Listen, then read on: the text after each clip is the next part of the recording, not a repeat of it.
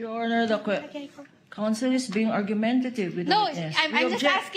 I'm asking a question. Sabi ko, What is the question again? ang question ko, despite of all of those reports, no, dinisallow nyo pa rin yung payment of rewards. Kasi sabi ninyo, no proof of success. Di ba? Argumentative, Your Honor. Hindi, That is the finding of this Kaya nga, witness. sinasabi ko, attorney, kaya nga kinukonfirm ko. Counsel, if you please.